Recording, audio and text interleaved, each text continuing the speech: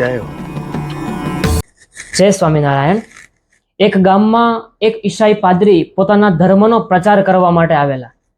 હવે એ ગામ જે હતું એ આદિવાસીઓનું હતું, એટલે એ પાદરીને મનમાં એમ થયું કે આ લોકો ધાર્મિક પુસ્તકોની ભાષા નહીં સમજે, મારે આ લોકોને આદિવાસીઓની ભાષામાં જ સમજાવવા પડશે. અને ત્યારે એમણે એક રસ્તો શોધી અને અનેક લોકોને પોતે પાદરી બનાવવાનું નક્કી કર્યું. એક દિવસ સાંજના સમયે ગામના લોકોને પોતે ભેગા કરે છે, થોડી વાર સત્સંગ કર્યો, જ્ઞાનની બધી વાતો કરી અને પછી પોતાની થેલીમાંથી એમણે 2 મૂર્તિઓ કાઢી, એક રામની અને એક જીસસની. બંને મૂર્તિઓ એકદમ સરખી, રૂપ, રંગ, સાઈઝ બધી રીતે સરખી. અને એ 2 મૂર્તિઓ ગામના લોકોને બતાવી અને કહ્યું કે જુઓ, આ 2 મૂર્તિઓને આપણે પાણી ભરેલી એક ડોલમાં નાખીએ, જે મૂર્તિ પોતે તરી શકે એ જ તમને તારી શકે, જે ડૂબી જાય એ તમને શું તારી શકે.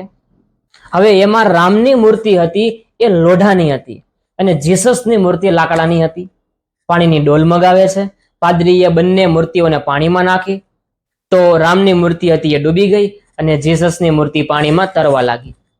અને એ દ્રશ્ય જોઈ અને ગામના લોકોને થયું કે હા હો, તર્ક તો સ્પષ્ટ છે, આપણે તો એવા રામની પાછળ દોડીએ છીએ જે પોતે જ ડૂબી જાય છે, તો એ આપણને કેમ તારશે.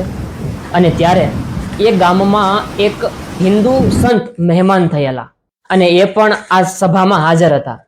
આ દ્રશ્ય જોઈ અને પોતે ઊભા થયા અને કહ્યું કે बात तो आपकी सही है, किंतु एक काम कीजिए, अब हम अग्नि परीक्षा भी कर लेते हैं.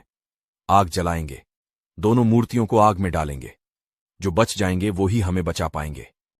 ત્યારે પેલા આદિવાસી ભાઈઓ હતા એ કહે છે કે હા, એ વાત સાચી, અગ્નિ મહત્વની છે, પાણીમાં તો શું છે.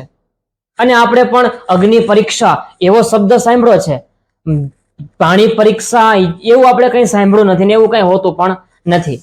આવી રીતે ગામના લોકો અગ્નિ પરીક્ષા કરવા માટે સંમત થયા અને અગ્નિ પરીક્ષા કરી ત્યારે લાકડાની મૂર્તિ હતી એ બળી ગઈ અને લોખંડની રામની મૂર્તિ હતી એને કંઈ ફરક ના પડ્યો. તો મિત્રો, કહેવાનો અર્થ એ છે કે આપણે પ્રગતિ કરવા માટે હંમેશા આપણે આપણી લીટી લાંબી કરવી જોઈએ, ન કે કોઈની લીટી ભૂસવી જોઈએ, ન કે કોઈની ઈર્ષા કરવી જોઈએ. જય સ્વામિનારાયણ.